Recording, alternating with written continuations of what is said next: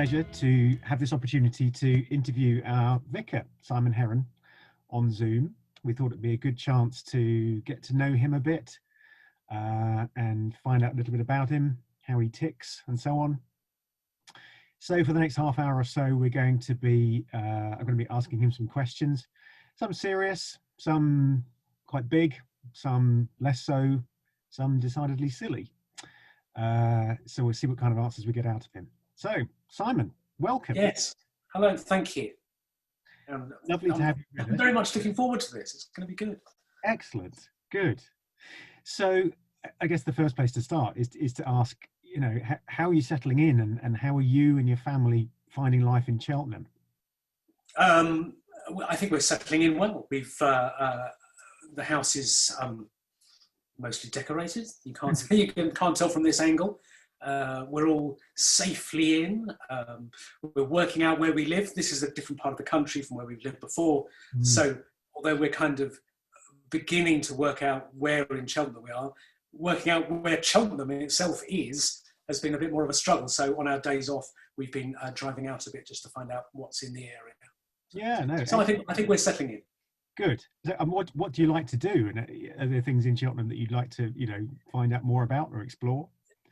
I'm a bit of a fan of drinking coffee, so I've been doing my very best to support the local economy, one coffee shop at a time. So that's one of the real joys, actually, is taking our dog out for a walk first thing in the morning, once Katie's gone to school, disappearing off at 7:30. Bailey and I go out, we find a coffee shop for breakfast, come back again. That's been huge fun. I like that. Excellent. Yeah, I was going to ask you actually about schools, because in the nature of your job, there's a lot of upheaval every now and again, and so yeah, how's finding schools? Has that gone okay? Yeah, it looked like it might be a bit difficult, but actually, rather bizarrely, lockdown sorted it out. So we didn't know whether we were going to have a school place for our daughter, who is in the lower sixth, but actually, as it was, it all worked out very well. Good. Which we're very pleased about. Oh, well, yeah, really glad to hear it. And since you mentioned lockdown, I mean, I was going to ask you, how have you found the first few weeks of your ministry, particularly with the COVID situation? I mean, there must have been, things that maybe you wanted to do but haven't been able to. Well, if we go back just a little, so at the beginning of lockdown, we were supposed to be moving here on April the 14th. So we were going to be finishing off in my previous parish on Easter Sunday, and then moving on April 14th, then starting here at the beginning of May. And clearly, like a great many other things, that all changed. And so we didn't end up moving till the 1st of July. Now, when lockdown happened, those first couple of weeks, I rather foolishly assumed that there might end up being less to do. As it was, there was probably more to do because the whole online thing takes a huge amount of work. And actually, there weren't any less of the other stuff. So I was still picking up bits and pieces and putting together services as well. So coming into that situation here, it's been great with lots of other people already doing a great many things, but trying to fit into that and working out how they fit together, it's frustrating. So as we were saying just before we started recording, this is the first time we've met. Now, I started here wherever that was, wherever I was licensed 2 months ago. And that's just so slow. Getting to meet people is so hard. So rather than being able to meet everybody all at once and then kind of work out who hangs out with who and who interacts with this group, interacts with that group, and these particular people clearly work well together, I've no idea. So frustrating. Yeah. That doesn't mean it's not happening. It's just painfully slow. Yes, it's interesting to hear you say that. I know that, from my friends who are part of the Christchurch family, I know, I guess we would share that frustration, and so many of us are looking forward to getting to know you better and you at work and so on. And yeah. It's gonna happen. It's gonna happen. If anybody has seen the vicarage garden here, you'll know that it's big enough probably to host the entire congregation. we're not planning on doing that. But it's Jill and I have one of the great things we enjoy doing is welcoming people round to eat, and that just hasn't been possible, not to the extent that we want to do it. So over the course of the next few months, as God willing, this virus gets seen off, we'll be able to start doing that, and we're really very much looking forward to that. Yeah, no, that's great to hear. Yeah, so I mean, I don't know how this situation has changed maybe any of the priorities that you might have felt that you had before you came or as you arrived, and what would they be now, would you say? That's a really good question. There's a document that is put out by all churches when they're searching for a new vicar. They produce something called a parish profile, which is a bit like the kind of house details you get when you're looking for a house. And it explains what you're likely to find with some pretty pictures. And in that way, it's exactly like the stuff you get from an estate agent. And that picked up on a few things which the church recognised they needed to do, and I thought that maybe I had the skill set needed to help the church do those things. I mean, one of the there is much talk in that document about change. It's remarkably refreshing to read a church that acknowledges that change is going to be needed. Exactly what that change is going to be, I think may have actually altered somewhat over the course of the last 6 months, because actually a lot of change has already happened. It does give us a unique opportunity to maybe look at what we're doing already, or what we were doing, what things we do wish to pick back up again, but actually what things we want to lay down, and maybe look at some new ways of being church and doing church, and telling people about Jesus, which is kind of what we're here for. Yeah, again, that's great to hear. I think my my sense of the sort of thinking that's been going on prior to your arrival, that theme of, yeah, maybe we're doing a lot, and actually maybe in order to develop, there are some things that we need to cut back on, actually. But it's just, trying to get a sense of what they are and how you form that into a kind of coherent whole. So yeah, and sometimes that's really hard. Letting go of cherished things is difficult, I think. Yeah, sure. So you've kind of partly answered one of the things I was going to ask you, which is what was it about Christchurch that prompted you to want to come here in the first place? It was the document, that parish profile. It had some really interesting things that jumped out at me. I was reading it again just before we met up. I have it in front of me, so I could actually just have a quick look and just remind myself of the kind of things that really made me think that God was calling us to come and have a look here.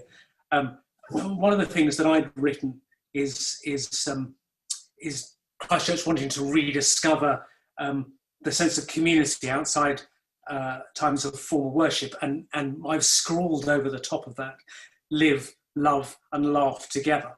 And that for me is really part of being a family of God, is living, doing life together, loving together and laughing together. And if there's not laughter when we're doing this, then I would question why we're doing it. Sorry, there's the dog just... Yeah. The dog joining in as well. she's laughing, I think, or barking. Exactly. Yes.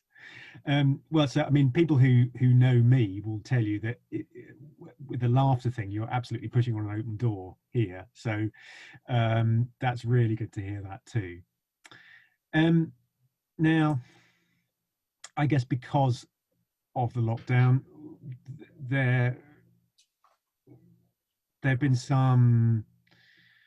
It's been difficult to find ways to worship together. Obviously, we have our online presence.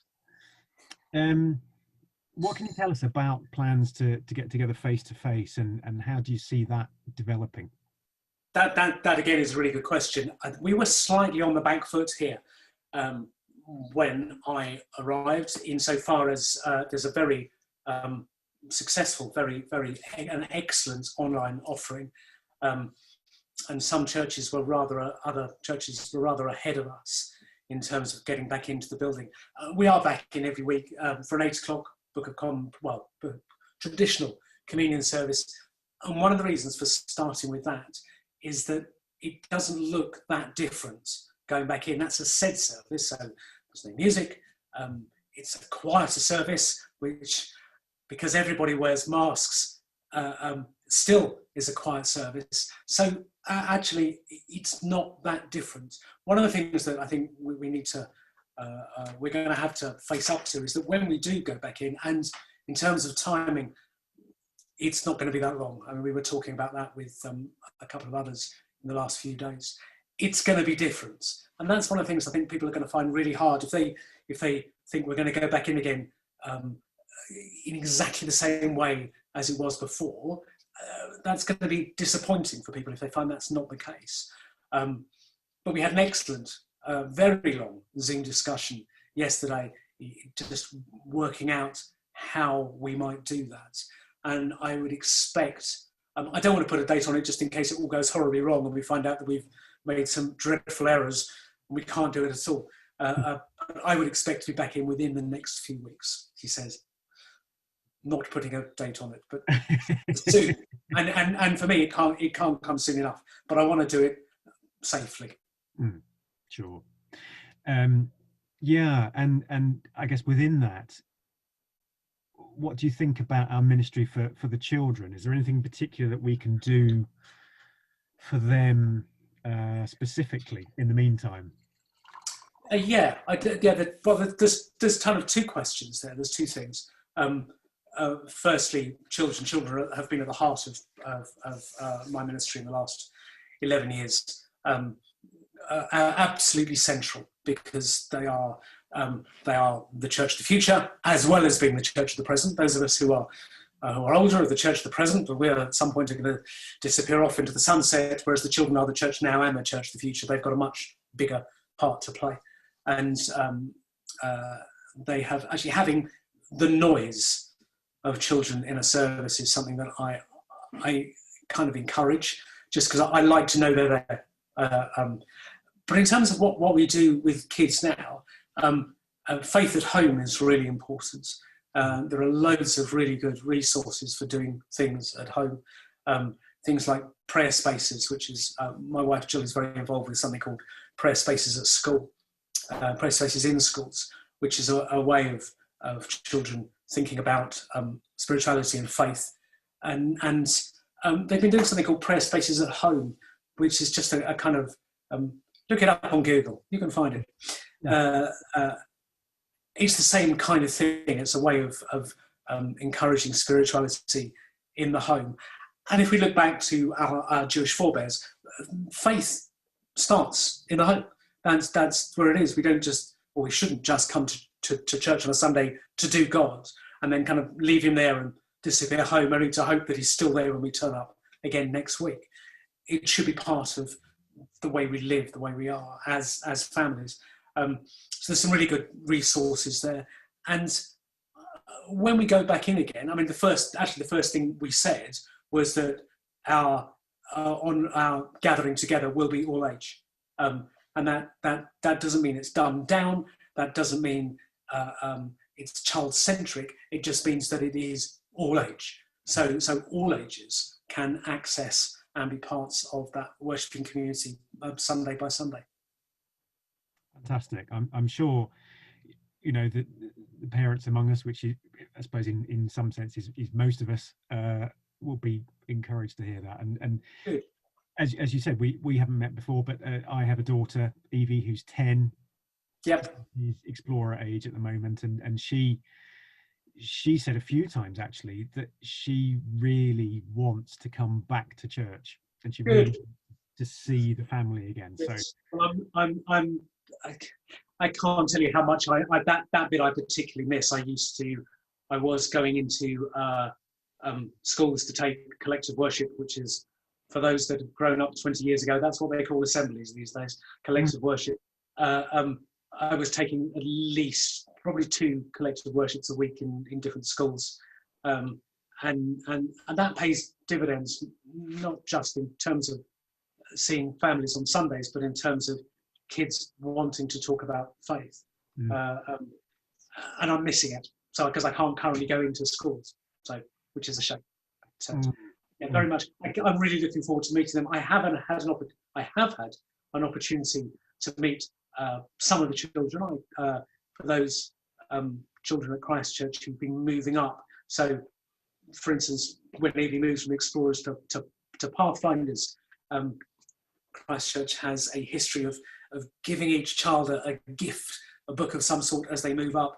And one of the members of Christchurch, Anna Laszlo, would normally be doing that, or she was planning to do that, but I asked if I could. So I've been driving around meeting some of the families of the children who have moved up. It means I haven't got to meet all of them, because those who, like Evie, haven't moving up at the minute, I haven't had a chance to meet yet. But I am really looking forward to that. That's going to be good. Yeah, fabulous. So, while we're talking about children, perhaps a little bit of a sidestep in some senses, but I always like to ask people like you, if you could offer one piece of advice to your younger self, what would it be? Well, we were having a short discussion about that beforehand, and I do have something else. Then a piece of advice. It was something that my dad used to say, but I kind of ignored really, which was, if something's worth doing, it's worth paying someone who knows what they're doing to do it. And that's probably after some unfortunate experiences of trying to decorate and removing a radiator myself on a wall and then having to call an emergency plumber. I think recognising the limits of my own skill set would be good. Don't assume just because you've seen someone else do it that you can do it yourself, Simon. I think that would be good advice. When you watch someone else does it well, it looks easy, doesn't it? And then it does. So I just assume that surely I can do it as well. Turns out I can't. Yeah, well, I listen. I don't have the DIY gene either. No, neither do I.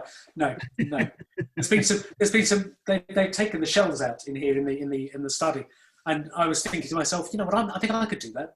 And it became clear as they were doing it that I couldn't. So I'm very pleased I didn't try. Well, that's great wisdom and humility demonstrated. Well, you'll get it occasionally. Write it down. Remember it. Exactly. Might not happen again. Makes note. There we are. Yes, yeah. Very good. Vicar said something wise. Very odd. So, yeah, speaking of wisdom, how do you, in a demanding role like being a vicar, how do you make sure that you care for yourself, and especially in the current situation? Yeah, again, that's a really good question. I would say that days off are really important. Taking time out is really important. Now, you see, my wife's currently out of the house and having lunch with someone else. Otherwise, she'd be in the background just coughing loudly because I haven't had a particularly good history of taking days off. But time off is really important, and actually having other interests is really important. So, you know, I don't switch off by going to watch someone else preach. That would be a busman's holiday. But time out of the parish is important as well, and stuff for being refreshed and renewed. One of the things that we do every year is we go to New Wine, which is what's the best way of describing it? It's a kind of a Christian conference, which makes it sound really dull. It isn't. There's several thousand people on the east of England showground in Peterborough, and there's thousands of people who gather to worship God and to just listen to some great speakers and to do all sorts of things. But actually, it's also a great chance to power down and get renewed myself. One of the things about preaching or doing everything week by week is that there's quite a lot of giving out. It's one of the joys of being part of a larger team here, is that I can listen to other people preach.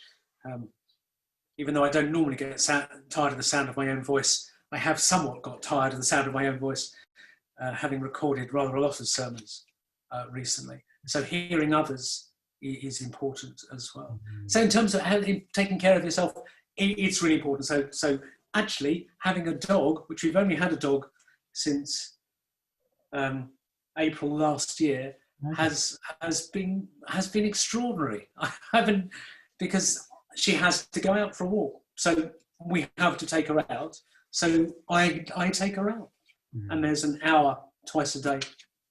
If I do both of the walks, then that's really important as well. My wife's going to see this and say, "I told you we should have got a dog earlier." It's like she's right again. Yes. Yeah. Yes. As the old joke has it, you married Miss Right. You just didn't know her first name was Always. No, exactly. I couldn't possibly comment. I won't. Yes. The views expressed here are not necessarily the views of the management, etc., etc. Yes, exactly. Yeah, absolutely. Yeah. So, this is great, Simon. I think we're getting a really helpful sense of what you're about. It would be lovely if we could spend a few minutes just kind of focusing a bit on you, the person, rather than you, the vicar. Yeah. So I've got some fairly trivial questions lined up for you. Well, you say that at the heart of them. There's some stuff that I think is really important. Well, that's interesting. Okay, well, we'll see how you do with these then. So, go on. First of all, I've got some binary preferences for you. Yep. So I want you just to pick one of these. You're only allowed one, however hard it might be. You might love both. You've got to pick one. Yep. Okay. So, cheese or chocolate? Well, that actually is a really difficult question, because it's probably the two great food loves of my life. Those are the two important food groups. Forget vegetables. Cheese, because cheese is one of the proofs of the existence of God. Because basically, and a biologist will tell me I'm wrong, but cheese is milk that's gone off, which is even better than it was to begin with. So cheese, I'm afraid. And which is of course another reason for having the camera at this angle, so you can't see the evidence of the cheese. Yes, for what it's worth, I would be with you. A scientist friend of mine once described cheese as rotted bovine lactation. Yes, and it's glorious. So God must exist. I mean, there's no. I like that. I'll remember. I'll ask for some of that on toast next time I'm out. Yes, exactly. Yeah. Okay, so cheese. Curry or fish and chips? Oh, curry. Curry. Yeah. I like that. Yeah. Straight in there. I mean, I love fish and chips, but yeah, curry. Okay. Football or rugby? Rugby. That's because I went to a rugby playing school, and I think it's a better team game. And in these parts, I think certainly just over the border, over the M5, I think there's a fairly significant rugby club. I think so. I think maybe I ought to be sticking with that. And Cheltenham, I'm pretty sure that there's a healthy rugby enjoying population. Yes, so and Cheltenham FC, as glorious as I'm sure they are, have never really won much, I don't think. No. Well, as again, they'll be in Europe next year if there's a war. Yes, exactly. Yes, exactly. Yeah, if they get lost down at Dover. Yes, exactly. Okay. Rock music or jazz? Oh, rock music. But rock music. Do I need to specify anymore? No, no. If you can see in the background, you may see a Marshall amplifier at the back. Oh, yes. Okay. Yes. Yes. Hold on, just there. So, yeah. Do you play yourself? Yeah. My wife Jill plays piano. I kind of play keyboard, which is a different skill entirely. Just involves thumping and guitars. Yeah, loud guitars sometimes, sometimes quiet and worshipful. Let's just make sure that's out there. Yeah, just saying. Okay, morning or evening? Again, a really difficult question. Jill and I are now night owls. If we get to bed the day before we get up, we've done well, because it tends to be after midnight. But having said that, I love it when I get up early enough to take the dog out early in the morning. So ideally, was it the previous Prime Minister Margaret Thatcher used to get by on 4 hours sleep? I wish I could do that. Yes. I can't. No. But I'd love to be able to do that. But sleep seems such a waste of time when there's so many things to do. Okay, moving on. Canal boat or jet ski? I love the idea of a canal boat, but jet skis are such great fun. We go down to Dorset every year, and we stay in Poole, and you can watch the jet skis. And I do have a hankering to have a go. I never have done, but jet ski, I'm afraid. Okay, well, thank you. That was great. What you did the important thing there. You were definite on each one, which is what we were looking for. Absolutely, yep. Let your yes be yes, your no be no, and your cheese be cheese. Well, do you know what? I don't think there's a better note on which to sign off. It's been lovely talking to you, Simon. Thank you very much for your time. Before we do, is there any final thing that you'd like to say to the Christchurch family? Yeah, I guess so. I think one of the things that's important to say is well, it's two things actually. Firstly, if you don't tell me, I won't know. There's a kind of I don't know why people think that the vicars somehow are. I mean, not everybody does, but some people kind of get the impression that vicars somehow know things about people, and I don't, particularly at the minute. So especially now, I can't pick up on non-verbal cues because I'm not seeing anybody. I can't see who's looking upset to the back of the church because we're not there. I don't know if someone's poorly. I don't know if someone's upset. I don't know. So tell me. You can send me an email. You can probably send a message via the Christchurch page on Facebook, or send a carrier pigeon. Whatever. I'll get that. And the second thing, I suppose, and it's all tied in with Christchurch Without Walls, which I think is such a great name, as a community of faith. I think we always need to be looking out, and when online, when we're not doing online as our main thing on a Sunday, that kind of Christchurch Without Walls thoughts, that kind of thought in our heads that says, you know what, the church is outside the walls and should be outside the walls. I think if we keep that, if we hold on to that, that could make a really significant difference to the impact that we have in our town. There we go, there's the final thought and a half. Fabulous. Well, it only remains me to say thank you for joining me today on this Zoom interview, and we all look forward to getting to know you in whatever way we can over the coming week. Yeah, and let's hope it's not too long. Thank you.